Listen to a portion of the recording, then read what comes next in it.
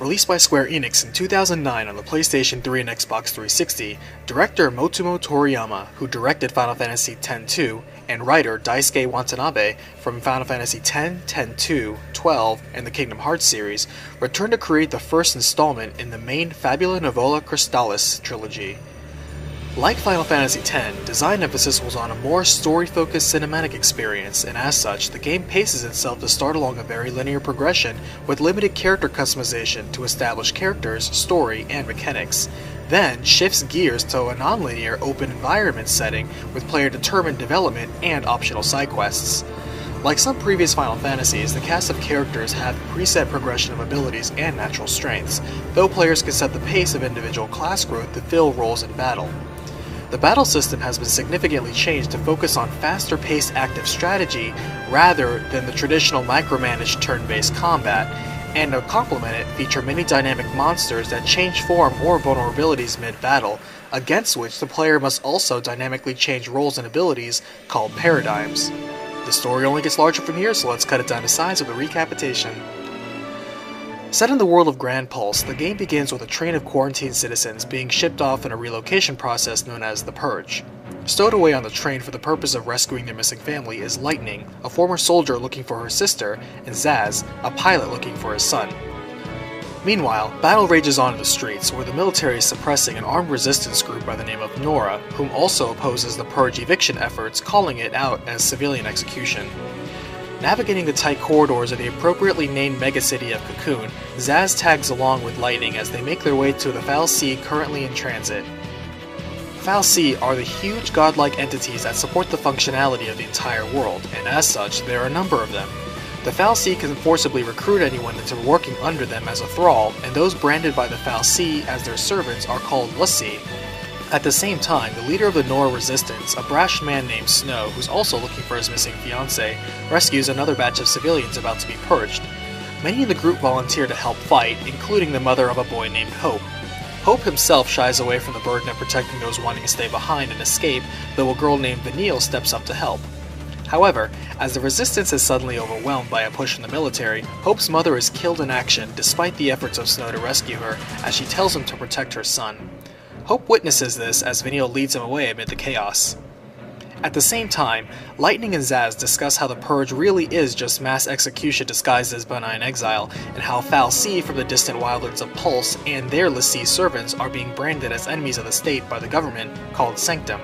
On cue, the captured Pulse fal'Cie is being escorted out of the city and happens to be the target for Lightning and Zaz, Snow, and Vanille. As Hope sees Snow move on, he becomes driven to chase him and get an answer out of him as to why he lived, but his mom died. As they enter the vestige for the fal'Cie, Vanille finds a rod stashed away before an enemy attacks them, prompting Hope to fight with his boomerang in defense. Deeper inside, they are surrounded by monstrosities named Seath, and Vanille explains that the godlike fal'Cie brand people and turn them into servant l'Cie with a specific mission to fulfill along with a deadline. If the l'Cie minion either refuses to complete the task or fail to complete it in time, they are punished and turned into monstrous Seath abominations. Suddenly, Snow comes in to help protect them, and afterwards he reveals his fiancée Sarah has been turned into a Pulse l'Cie, but he still wants to save her. Hope is then enraged at the thought that Snow cares more about saving l'Cie, branded an enemy of the state, than the deaths of the resistance members so far, particularly his mother. He reveals that he and his mother were only on vacation in the village of Bodum where the Pulse fal'Cie appeared, and despite being perfectly normal, were scooped up by the military to be executed. And, despite how his mom died anyway, it was apparently to save a guy who was concerned with saving the one person the whole army is killing everyone to get to in the first place. Vanille tries to get Hope to talk things out rather than bottle up his frustration, but Hope is too angry right now, though follows along anyway. At the same time, Lightning and Zaz are another part of the Pulse fal'Cie. Zaz reveals he knows about the l'Cie life cycle after Lightning reveals she is looking for her sister Sarah. He explains that l'Cie can never be changed back to human, and even if they complete their assigned mission, called a focus, then they stay a slave of the fal'Cie regardless. Still, she isn't going to give up that easily, and further in they actually find Sarah. Lightning scoops her up and prepares to leave, though Zaz halts her, points out the brand on her, and questions that perhaps they should just put her out of her misery now, as if they cannot help her complete her focus, she'll just turn into a monster to be killed anyway. Or if they do, she'll instead stay a slave forever. Snow comes in and rushes to her side, and Sarah tells them both that they need to save Cocoon. As this action seems to suggest it was apparently her focus, Sarah succeeds in her mission and is turned into a crystal, rewarded with some version of eternal life, and leaves a crystal tear for Snow. Snow insists Sarah is still alive in this form, but Lightning is too stricken with grief of loss to accept that. Meanwhile, the army proceeds to dispose of the vestige, and Snow moves deeper inside to confront the actual fal'Cie within directly to obtain a means to restore Sarah, and Lightning actually supports this. However, they're all suddenly seized by the fal'Cie, which has the form of a giant crystal, further taking its true shape as the fal'Cie named Anima. Instantly, they are branded as l'Cie minions to this pulse fal'Cie, and Anima chooses to impart its focus by means of a vague vision. Dying now, Anima drops into a lake below and turns everything around it into crystal as part of its death throw. Waking up in the now crystallized Lake Brescia, they are attacked by Seath that also tumbled out with them, and Snow discovers he has incredible new strength and magic, all parts of their brands as l'Cie. However, Hope can't cope with what he calls a curse, and blames Snow for again dragging him into a miserable state. They discover they all share the same vision of some beast named Ragnarok, and Snow surmises that given how Sarah got her focus from the same fal'Cie, and she succeeded by telling him to save Cocoon, then their focus must be to do so by defeating Ragnarok. Zaz doesn't buy that, given how Cocoon considers Pulse an enemy, and on cue, the anti-Pulse elite division of the military, PSICOM, comes to take them, but the group effortlessly defeats them with their enhanced powers. Now fugitives with nowhere to go but forward, they cross across the wreckage of the vestige and come across Sarah's crystal form. Lightning is ready to move on, but Snow refuses, and after another attack, Snow elects to stay behind as the others move on to seek their focus. Beyond, they see PSICOM sweeping the area and understand the government, called Sanctum, which is being guided by Cocoon's own fal'Cie, named Eden, are both okay with the extreme prejudice and fear Cocoon's citizens have against Pulse. Slipping by and finding an air transport, they are unaware of a strange owl watching over them. Back with Snow, PSICOM forces catch him and are about to kill him when suddenly a pair of icy creatures come out of his brand and defeat the entire force. Proving his worth to command such power, Snow unlocks the aid of the motorcycle transforming Eidolon, Shiva. After the battle, he's picked up by another l'Cie named Fang and a special unit that also collects Sarah. Meanwhile, after shaking off an air patrol and fleeing Cocoon by air, they catch media propaganda being spread by Sanctum's leader, Primarch Daisley. They catch a glimpse of the Cocoon fal'Cie the Sanctum uses, but are soon shot down and separated as they crash into the deadlands of Cocoon, the Vile Peaks. As Hope and Lightning press on, she explains the two-way split of the military into the anti-Pulse force, called PSICOM, and the security-minded Guardian Corps, which she formerly belonged to. Vanille and Zaz catch up, and they find relics of the old war of aggression hundreds of years ago, when Pulse and Cocoon were fighting, from which the Vile Peaks is just a scrapyard of wreckage pulled from Pulse, including the sleeping fal'Cie, Anima. Lightning rejects taking orders from the fal'Cie and openly states that if Cocoon's fal'Cie Eden wants them dead, then she'll take the fight to it and win, even if that means taking Cocoon down with it. Hope chooses to tag along with her, though Vanille and Zaz are unsure and think it best to keep running for now. Splitting off, Lightning says she plans to reach Eden through Palampolum, which happens to be Hope's hometown, and he offers to guide her through. He finds an intact pulse mech and pilots it for a time to clear a path for them through the PSICOM-riddled mountain. Further along, Hope struggles to match Lightning's marching pace, and she opts to just leave behind as well. Suddenly, her brand flares up and she must defend against her Eidolon, Odin. Realizing the error of trying to do everything on her own, she apologizes to Hope and gains Odin and his warhorse transformation.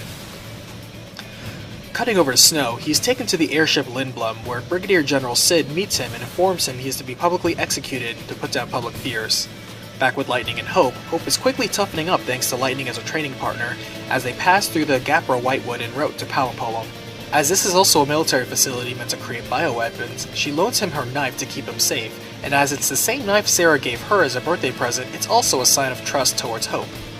He reveals his growing conviction to kill Snow as revenge for all the problems he caused, and Lightning reminds him it was Sanctum that killed his mother, not Snow. As they exit and Hope's town is in the distance, Lightning insists it's the right thing to do to let his father know what happened to him and his mother. Back with Snow, he grips the crystal tear Sarah left him and remembers how he was the one who let Sarah get captured by the fal'Cie. And over by Zaz and Vanille, their runaway journey takes them to the Sunleth waterscape, where in the giant forest they see more PSICOM moving towards Palampolum, and choose to run in the other direction towards the city of Nautilus. As they travel, Zaz talks about his son Dodge, and how when they went to visit a Sanctum fal'Cie, his son was suddenly taken by the fal'Cie as it was attacked by two invaders from Pulse. In self-defense, it had grabbed Dodge and made him a l'Cie and granted him the rare ability to sense Pulse l'Cie. At once, the Sanctum government officials claimed his son in anti-pulse efforts, and the reason Zaz himself snuck aboard the train earlier was because he figured Dodge's focus might be to destroy the Pulse fal'Cie. Afterwards, Vanille realizes it was her and Fang that accidentally set that course of events in motion. Over by Hope and Lightning, they reach Palimpolim and slip by the occupation of the city thanks to Hope's knowledge of the area. They pass by Carbuncle, a fal'Cie that creates food for the city, and it suddenly hits them that this fal'Cie, like others, do nothing but nurture, warm, and care for the people of Cocoon, despite being sentient themselves. In an epiphany, they realize that fal'Cie just consider humans as mere pets, and Eden isn't strictly the enemy. However, as they step out, they realize the Psychom were one step ahead of them this whole time and they are hopelessly surrounded. Suddenly, Snow and Fang barge in, dispel the ambush, and rescue them both. Lightning hands Hope over to Snow to protect him and works with Fang to carve out an escape route. Snow cleans up the troops and explains that he and Fang were taken in by Sid and his division of troops called the Cavalry, who are in a military coup against the theocracy of Sanctum's government. Left in the care of the one person he despises to the point of murder, Hope and Snow escape, as do Fang and Lightning. After agreeing to rendezvous at Hope's father's house, Fang reveals to Lightning that she and Vanille are originally from Pulse, or once l'Cie that became crystals, and came out of that, proving that there's still hope for Sarah as well. Meanwhile, Snow continues to rescue civilians rounded up by the military and stir up chaos to confuse them, though the civilians aren't very grateful, so he's forced to scare them away with a show of magic. Later, as they escape, Hope confronts Snow to take responsibility for all those whom have died as he moves towards him to kill him. Suddenly, a blast from pursuing soldiers throws him off, and Snow decides to save him despite the confrontation. Over with Fang and Lightning, Fang reveals more of her backstory of how her own and Vanille's efforts on Cocoon got Sarah turned into a l'Cie by accident as well, and though Lightning understandably lashes out for that, the fact that she can turn back is some good news at least. Carrying Hope away from danger, a wounded Snow admits to himself and Hope that he's guilty for Hope's mom's death, and learns to stop hiding behind bravado to hide failure. Hope then admits killing Snow won't bring her back, and learns to stop letting revenge be his only motivating drive. After defending against pursuing Machine, Fang and Lightning catch up, and Hope greets his father with the dismal news of his mother's death, though the father is at least glad to see his son again. As Snow heals up, Lightning apologizes to him for doubting him when he believed the most, and Snow later apologizes to the father for his wife's death. They talk about their next move, as even though the Sanctum is a puppet under the fal'Cie, they can't just topple the government, as it will throw all of Cocoon into turmoil. However, Psychom quickly catches up to them and has a firing squad ready. Snow makes a plea to stop, but the commander of Psychom himself, Yag Roche, steps in to explain that if they don't kill the l'Cie and continue the purge, then there's no way to control the public fear. Suddenly, members of Sid's cavalry step in to save them and take them away. Seeing the events unfold from Nautilus, Zaz and Vanille try to keep avoiding the problem by attending the festivities.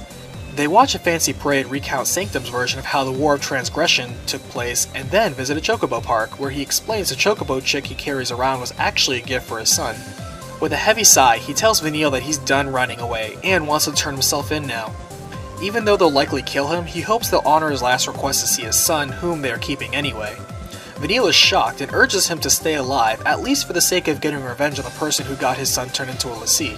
She's about to confess the secret that she's the one behind it, but Psychom catches up to them and opens fire. Fighting back, he's shocked to suddenly come across his son Dodge, though he is as overjoyed as he is surprised. Dodge suddenly crystallizes over, as apparently finding his father as a l'Cie was his focus goal. Colonel Jill comes out to explain that they've been using his son to search out hiding l'Cie all this time, and shows proof that the two Pulse l'Cie that caused Dodge to become branded in the first place were Fang and Vanille. Giving Zaz the chance to exact revenge for his son, Jill lets him chase after Vanille to kill her, and he runs off. Now tired of running away herself, Vanille faces her own guilt and is prepared to die, but Zaz doesn't feel killing her would change anything. Suddenly, an Eidolon erupts from Zaz, and after taming it, gains the Autobot Brynhildr. With fear no longer their driving motivations, Vanille and Zaz decide finally that enough is enough and there will be no more running. Being taken to the Palamecia, Sanctum's flagship, their capture is made known publicly, and so the rest of the group moves in to rescue them, especially hearing how Primarch Daisley will be there personally. Though they figure it's a trap for all of them, they figure they should try to turn the tables and capture the Primarch and have him confess the fal'Cie's schemes.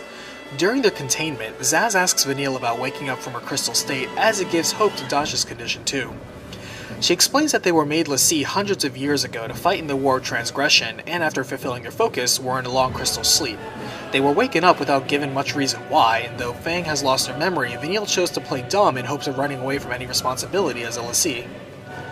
They jump the guards to their cell and escape, eventually reuniting with their would-be rescuers.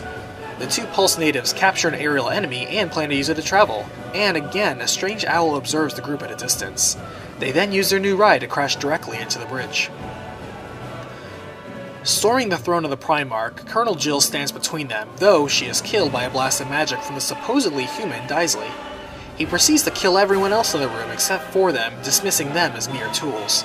He reveals to them that the floating continent of Cocoon is nothing more than a fal'Cie factory for the mass production of humans to be used as thralls for the fal'Cie.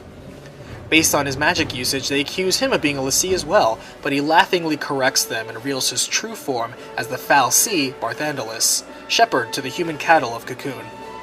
They fight, though Barthandelus stops, informing them this skirmish is useless. He explains their focus of Ragnarok is the only thing that can kill a fal'Cie definitely, of which one of them will eventually turn into the beast and do so. He insists their focus is to kill Orphan, who's another fal'Cie. Put in context, he is the fal'Cie that oversees Cocoon, Eden is the fal'Cie that nurtures it, and Orphan is the fal'Cie that powers everything like a giant battery. They counter that by saying destroying Orphan is paramount to destroying Cocoon, and Sarah's focus was to tell them to protect Cocoon, which they plan to do. Daisley then counters, reminding them that Sarah's focus was likely just bringing them all together and anything she said was meaningless. He offers to prove being right about this and their focus, and then summons his owl familiar, which turns into an airship for them to use. The ship then helps them escape a pursuing Commander Roche and lands them somewhere underground. With time to think, the group questions not only why Daisley revealed all that he did so easily, but also why he, a Cocoon fal'Cie, would want to destroy Cocoon. Looking around, they find this to be an ancient pulse architecture right underneath the capital of Cocoon for some reason, and investigate to figure out what Daisley wanted them to see. They discover this underground area is actually an ancient pulse facility called an Ark, which Vanille explains were massive armories set up all around the world to house living weapons and also be a training ground for l'Cie soldiers. The one therein is only the fifth of an unknown number of them. As they take advantage of the opportunity to master their l'Cie powers, they are surprised to find cavalry leader Cid down here as well. He explains he too is a l'Cie, and his focus was to help lead them to Daisley, which he did, though hasn't crystallized yet for some reason. He explains Daisley has been observing and watching out for them this whole time to ensure they are pushed along his set path that will lead to Cocoon's destruction. The grand purpose of it all is to restore the entity known as the Maker, a greater being that created both humans and fal'Cie, and then promptly left. In its absence, humans began to grow restless and wage war among themselves, and the fal'Cie wanted to restore peace. This is why they make l'Cie, and also why they want to call back the Maker to return and restore order. In order to do so, they need a massive sacrifice, and destroying Cocoon will not only end the useless humans, but also serve as a tribute to recall the Maker, which can then restore a new, better world. Asking why the fal'Cie can't just end Cocoon themselves and task them to do it for them, Cid replies it's because by their very design, fal'Cie are incapable of unharming each other, or Cocoon which they are bound to by existence, and thus must create l'Cie soldiers to do so. Cid curses his contradictory situation, as when he was a human he wanted to protect Cocoon with his life, but when made a l'Cie his life now depends on destroying it. Despite that turmoil, he felt inspired by the group's fighting and now chooses to reject his own focus, though doing so means destroying Ragnarok's candidates. This decision spurs the start of a Seath transformation and he attacks the party. The group wins and suddenly Cid crystallizes over and disappears. That's unlike any other crystallizations they've seen so far. Still, they too are inspired by Cid's courage to defy his supposed destiny and fight the way his heart demanded. However, they're not unanimous on this, as Fang has no love for Cocoon and doesn't want her or Vanille to turn Seath for defying their focus. Suddenly, the Eidolon Bahamut erupts out, and Fang explains Eidolons exist as retainers to either refocus indecisive l'Cie or kill them before they turn Seath.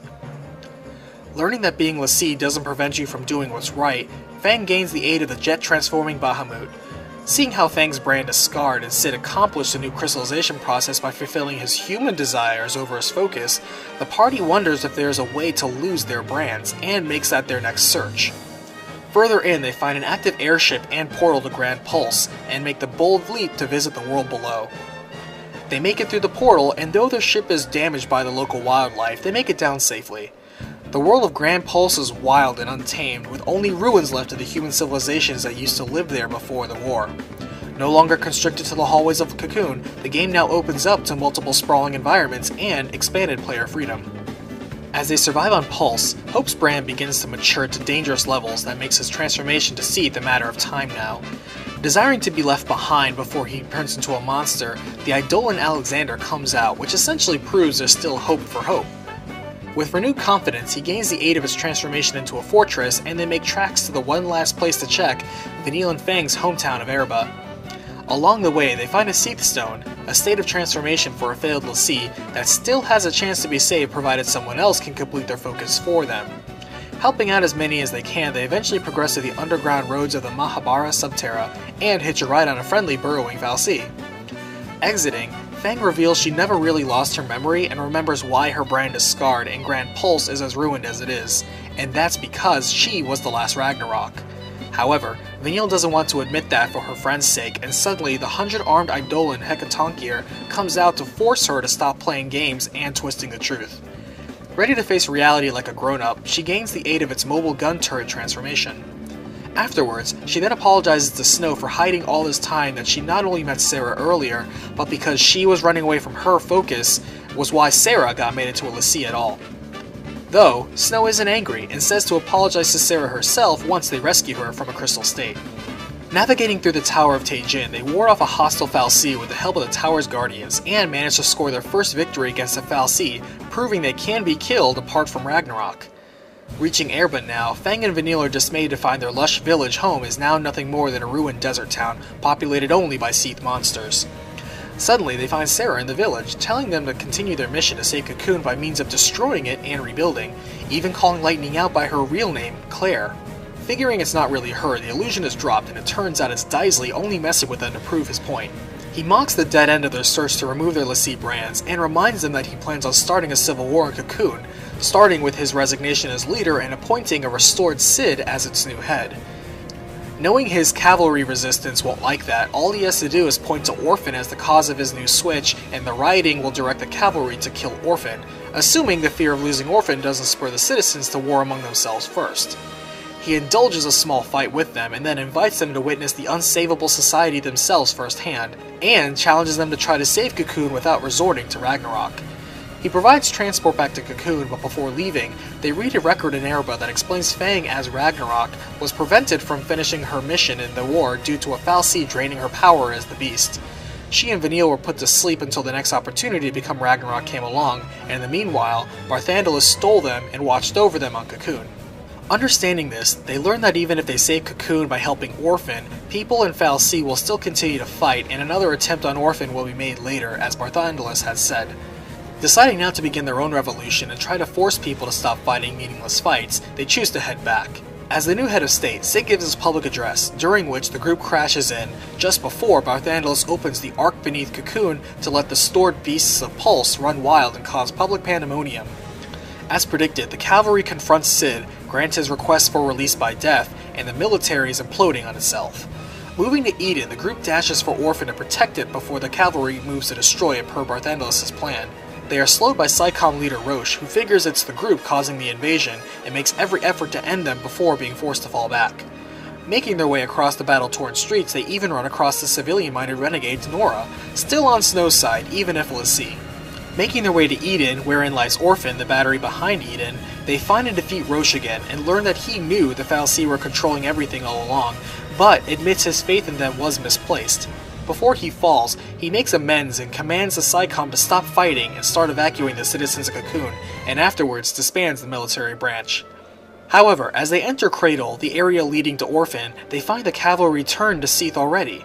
It was again bait by Barthandelus to lead them there, crush their hope, and force one of them to despair enough to turn to the Ragnarok. Even as they make it to Orphan, Barthandelus is there to agonize them by shattering Dodge and Sarah before their eyes, but both Sarah's tear and the Chocobo chick verify it's just more illusions to mess with their heads. He spurs them to end Cocoon's suffering quickly, but they defiantly state that they are only there for Barthandelus. They clash with the genocidal puppet master, and as the l'Cie finally falls, it's still not over, as he combines with Orphan to try to force Vanille to turn into Ragnarok. However, Fang volunteers to change and become the monster instead. Unfortunately, her transformation fails, and everyone but Vanille and her changed into Seath. In a rage over this, she finally succeeds in morphing into the Beast and proceeds to tear into Orphan. However, again, the transformation falls before she finishes, and Vanille stands up now to defy Orphan yet again. This time, the others reappear miraculously from their seethed form, and the group is reunited again, claiming that if they have the power to destroy Cocoon, then they also have the power to save it. Defeating him, and now the actual form of Orphan, the power across Cocoon shuts off immediately, proof that Orphan is no more. As Final Fantasy XIII concludes, Cocoon starts to fall to its destruction, and the group tries to stick together. However, the last two natives of Pulse from another time era split off from the group, transform into a giant fused Ragnarok, and use its mighty power to call forth the elements to rise up in a pillar to support Cocoon. Succeeding in their mutual focus to produce Ragnarok, they crystallize and form a solid pillar between the two worlds, saving the human race. Beyond, the rest of the group has already crystallized, having succeeded in their focus, but are inexplicably returned to life again, with their brands gone. As the citizens Cocoon now face a new life on the new world they once feared, they see Dodge and Sarah are among those that were also restored from a crystal sleep. The game ends on the dawn of a new day for the future of the human race, as Final Fantasy XIII has enjoyed the success of selling over 7 million copies worldwide.